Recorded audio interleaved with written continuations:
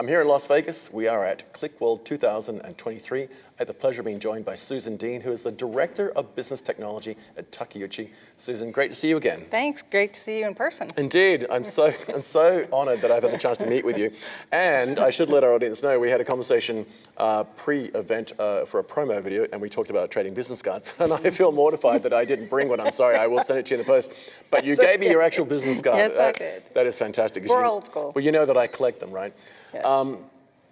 You've given us an outline of your role previously at a very high level. I wonder if you could kind of delve into a bit more detail of what, Director of Business Technology sounds obvious, but you've got a fairly unique bent with regard to your experience coming from, what was spreadsheets to, data and analytics.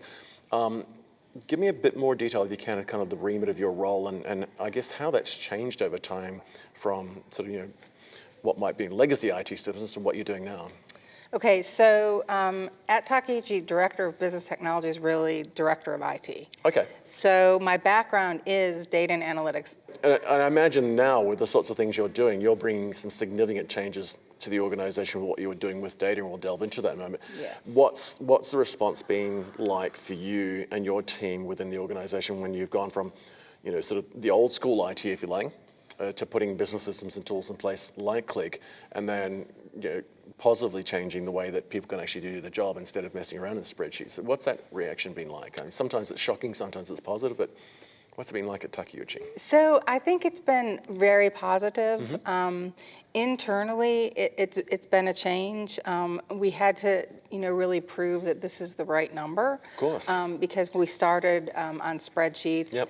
and pivot tables, and a lot of it was SQL driven. Yep. And if there's one thing wrong in your logic or whatever, Yeah. you might not have the same answer.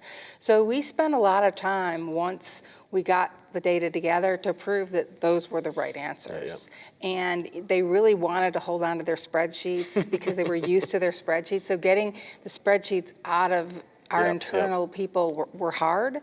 But then when we made the switch to our dealers, so external, it was really easy. Okay.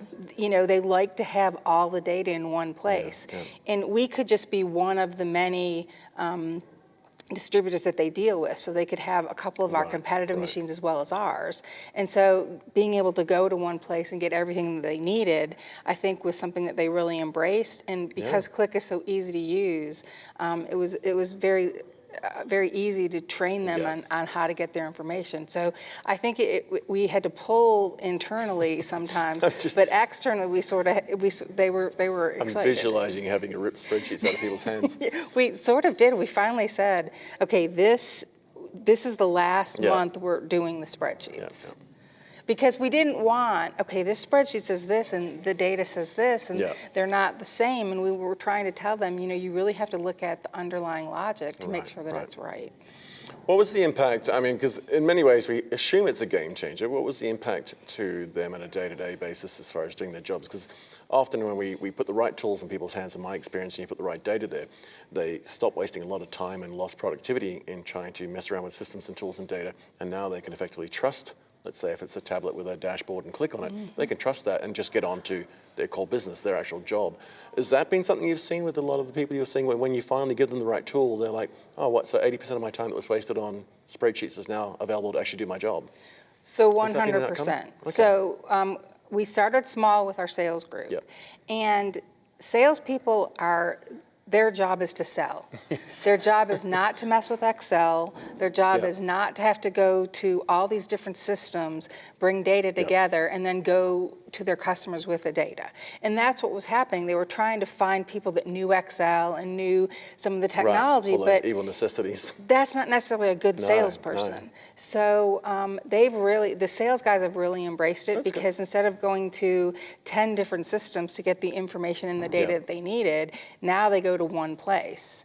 And we also had things on spreadsheets that they were using, and they don't have to go to that spreadsheet anymore. They don't have to go to the ERP system. They don't have to go to third-party data. They go to one place and it's all there. And now they're asking more about, hey, can I see it this way or can I see it this way instead of, or can I have more data? Can I have more data points? So it's been really great. And so we polled them, and I think I told you this we save about 150 hours a month just in the sales team. And when you think about that, that's like a Friday, Yeah. you know, their whole entire Friday spent in their office instead of out with the customer where they should be. So Fantastic. I think it's been really good for them. And they really like, we get invited to the sales meetings so we can show them what's new in the data. And so I think it's been a really good for us, for my team as well as the sales guys. Yeah, I think that's adoption 1,000%. I wonder if you could maybe walk us through a couple of things. Firstly, where you are currently using Qlik in the context of that, and then I'd like to sort of come back to that journey as to how you got to the point where you realized you needed it, and then the journey you went through to bring Qlik into the family and the steps through. So let's maybe just talk about first the parts of the business you're currently using Qlik in and how that's being used. You've touched on a few of those. Yeah, so we've really focused on sales and dealers first. Right. I have a really small team, and I wanted to make sure that we got that done first because that was where most of the spreadsheets came from, and most of the how do we send all these spreadsheets to our dealers? So those are the first things we wanted to get rid of. So sales was a big deal. So all of our market share data, our AR data. We have a lot of third-party data, competitive data. So we buy UCC data. So anything that's financed, we get that data. So we have our competitors as well as ours in the classes that we're in. So that's really great, and we're done a lot with that. And I think there's more to do. And then we also get market share data from a third party, and we get our data back plus our competitors' data, but we don't know who the competitor is. Right. So we're trying to mash all that up and find the insights into it. So that's the first thing. We have a dashboard for our president. So there's certain KPIs that he needs to look at. And instead of having to go to the different systems, he has one place to look. And then it's really funny because since COVID hit, it's been a change in our business. So our part sales went through the roof because people are fixing things instead of buying things during COVID. Of course. But then we also got this surge in, machines being sold. So we're sold out for probably 2 years. And so one of the things we have to start looking at is when is the machine coming in? What do we have to do with it to get it out? And then when will it get to our dealer? The whole turnaround and so, time. They want to understand when they're getting their machines. So like the open orders reports are really starting to be very, very critical. And now as we change the dates for open orders, they can see those changes and the dealers know when things are coming. So that's been a huge thing that we've looked at as well. And then for the future, we're really looking at our machine data from telematics. So each one of our machines have a little telematics device. So we can get about 120 data points that we get constantly from the machines. We really haven't done anything with it. So that's the next thing that we're going to look at. How can we take that data, which can give us a lot of information externally for our dealers as well as R&D and internally for our engineers. So that's the next thing we're going to do. I'm sure there's a whole bunch of people interested in where that's going. We'll have another conversation on that. Yes. I'd really love to share with our audience the journey you went through, because I know a lot of them are going to be going through a very similar journey, depending on where they're at with that, with regard to getting to that moment of realization, that eureka moment, the aha moment of like, okay, we've got a problem. We need to solve this problem. We can't just keep band-aiding it. In your case, it was spreadsheets. Yes. Sometimes it's Lotus Note systems, sometimes it's databases. Walk us through the process just to get to that moment, because there's a challenge in organizations to even convince them that there's a problem. Yes. To even get the case, we can put a business case in a cost model for to go and get some funding. What were the sort of 2 or 3 big challenges you had to get to that point where someone said, okay, well, go and run this initiative and see what happens? So we had mid-year and year-end reviews with our dealers. So twice a year, we took data from all across the company and put it into a spreadsheet. It took probably a month to bring everything together, with everybody giving information, providing information, then synthesizing that information down to a dealer and then giving that information to the dealer. So by the time the dealer got it in their hands and we did the reviews, it's a month or more old. And potentially full of human error. Yes. And so we had really one analyst that did all this and got the data together, but he also had other things to do. So it was a huge effort. Yeah. So that's the first thing I thought, well, I think we could really help with that. So when I came to Takeuchi in 2019, there was a couple people on my team that weren't data people at all. I had to get this out, and I had to prove that we could really, it was data, looking at that data in a different way was a game changer. So I had a friend, I came from a bank to Takeuchi, and I had a friend that was on my team, and he went to be a Qlik consultant. Okay. So I called him up and I said, hey, can you get me started? Because the back end is not, is not my forte. I'm not the most technical person. I can do like the front end development, but the back SQL stuff is just not me. So he's like, sure. So he came to the office and we worked for probably about 3 or 4 weeks. And we tried to get all that data at least in a QVD and Qlik. Right. Because again, we didn't have the data models, that we didn't have the back end. And we ended up being able to produce our year-end reviews by the time the year-end rolled around. And it was a process that was a lot cleaner. It was a lot quicker. And fast forward, we went from on-prem licenses to SaaS. We've rolled out this to our dealers, and now we do not have mid-year and year-end reviews anymore. They have all their data at their fingertips every day. And the cool thing is this year, which I love, our president's like, why are we doing these mid-year and year-end reviews when they have the data? Let's start focusing on marketing plans and creating plans for our dealers and having the dealers come back to us and talk about what their plan is to get to a certain threshold. So I think it's been great for the dealers. We've gotten really positive feedback, and it's a different perspective, but it's a better perspective because we're looking forward instead of looking. That's an interesting finding, isn't it? Because I mean, if you've got a corporate culture where it's like, we'll get to this point and review it because we've got to do a bunch of work to look in arrears. That's an interesting, actually, that's a really great point. I like that. I will expand on that another time because that's a big step change to go from these review periods to we are always now able to review in real time. Yeah. So you get to the point where you've put something in place, you built it in 3 weeks, which is amazing, and got an outcome. What are the sort of steps you've gone through from then to now to get to where you are, where you've got it in the cloud and you're using the Qlik Cloud solution and all those technology elements? So just building in more data. So we're adding more things for our dealers because that's really our center right now is how can we get everything the dealer needs in one place. So we've added third-party data and other things. So I think we're to the point now where sales and the dealer information is there in one place. We have a dealer portal, and so it's just a click of a button to go from the dealer portal to Qlik to get the information they need. So they don't really even know that they're going outside. It's everything they need is right there. So again, the next thing we have to focus on is we're putting in a brand new ERP system. So we're starting that project in about a month. So it's really going to be good for me to go through all of the business processes. We just put a manufacturing system in September, so going through that and learning all the processes and then be able to identify more opportunities that we can bring data and be able to give better information to different functions within our business. So I think there's a huge opportunity in finance. I think there's a huge opportunity in manufacturing, inventory. I mean, there's so many things that we just have to start to pick our battles and just pick them off one by one and just keep growing the environment that we have now. One of the things that comes to mind, and we spoke about this before we started recording, is the data literacy and data awareness thing. You know, having a common vernacular, common language with 2 different people from maybe HR and manufacturing are talking about the same thing, that they're actually using the same terminology and so forth.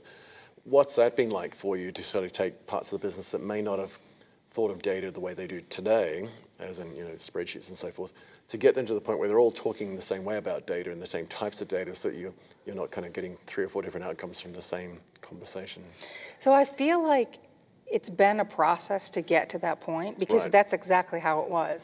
When we could be talking about the same thing with 2 different people and we didn't even know we were talking about the same process because terms were different and things like that. How often that happens. Yeah, so trying to make sure that everybody understood what we're talking about when we say a certain thing was a big deal to us to be able to do that. So we've tried to standardize what we call things, and I think that's going to get more and more as we go through the ERP system. We're going to bring that forward. So when it comes back out into our data warehouse and then we end up creating reports, everybody understands what they're looking at. And it's got to get more challenging when we end up with a lot more automation or leveraging machine learning, and then of course the likes of ChatGPT and everything else, and generative AI gets in the picture.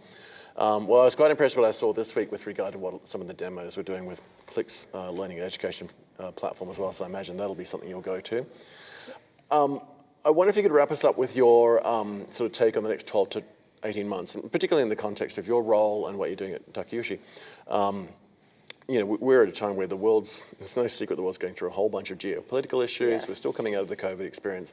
Supply chains are still a challenge, and the world economies are sometimes a bit unstable. What do you think the next 12 to 18 months is going to be like with regard to what you're doing in your role and your organization and the sorts of challenges you're going to face as you continue to roll this out, and how you respond to those? Because I know a lot of our audience is going to have the same sorts of thoughts, which is some really big challenges. Because any one of these things, like a geopolitical situation or an economic situation like the GFC, can rattle the whole world. We've got 5 or 6 of them at one time, right? Yep. I'd like to get your thoughts from a 30,000 foot point of view, just to wrap us up, of kind of the next 12 to 18 months. What should people be thinking about that you might already be considering, whether it's agenda items on their boardroom agendas or whether it's just on the manufacturing floor that they can think about, where you think Qlik could potentially help them, or technologies that Qlik have, or the Qlik Data Cloud, for example? So that's a good question.